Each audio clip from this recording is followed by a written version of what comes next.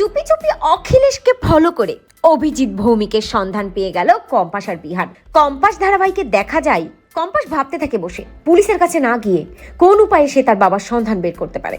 অখিলেশ চৌধুরী বাড়িতেই আছে, অন্যদিকে বাইরে আছে মুক্তিবাসী অভিজ্ঞান দত্ত, সে তো জেলে আছে। তার মানে খেলাটা এরা চারদিক থেকে খেলছে। তবে মাথা মোটা বিহান কিছুই বুঝতে পারে না যে কম্পাস কেন চুপ হয়ে গেল, কেন থানায় গেল না।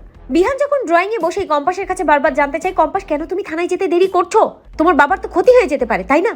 ঠিক তখনই অখিলেশ চৌধুরী তাড়াহুড়ো করে বাড়ি থেকে বেরিয়ে যায়, যেটা চোখে পড়ে কম্পাসের। ভাবতে থাকে এত রাতে অখিলেশ চৌধুরী কোথায় বের হলো। অন্যদিকে অখিলেশ বাড়ি থেকে বের হয়ে মুক্তিকে ফোন দিয়ে বলে, মুক্তি, অভিজিৎ ভৌমিককে তুমি ঠিকঠাক ভাবে চোখে রাখো, আমি আসছি। আমি বাড়ি থেকে বের হচ্ছি, কোথায় যাচ্ছি কেউ বুঝতে পারবে না। আমি চুপচাপ বাড়ি থেকে বেরিয়ে এসেছি, যত দ্রুত সম্ভব আমি ডেরায় আসছি, আর আশা করি বাড়িতে কেউ সেটা বুঝতেও পারেনি। তবে কম্পাস বুঝতে পেরে যায় অখিলেশ চৌধুরী এত রাতে বাড়ি থেকে বের হলো মানে নিশ্চয়ই কোনো ঘাপলা আছে। কম্পাস বিহানকে বলে, বিহান স্যার, আপনার বাবাকে আমাদেরকে ফলো করতে হবে। বিহান রেগে গিয়ে বলে, কম্পাস, আমার বাবাকে ফলো করবো কেন বলো, আমার বাবা এর মধ্যে জড়িয়ে নেই।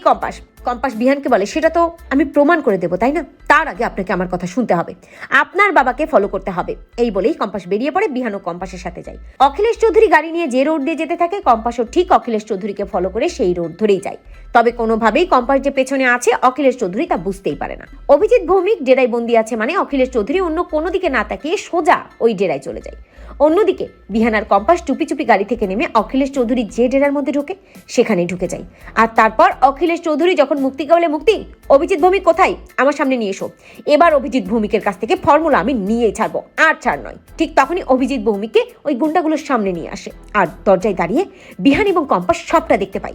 কম্পাস বিহানকে বলে, কি বিহান স্যার, এবার বিশ্বাস হলো তো আপনার বাবা এই সব কিছুর সাথে জড়িয়ে আছে, আপনার বাবাই আমার বাবাকে কিডন্যাপ করেছে। নিজের বাবার আসল রূপ দেখার পর বিহানের মাথায় আকাশ ভেঙে পড়ে।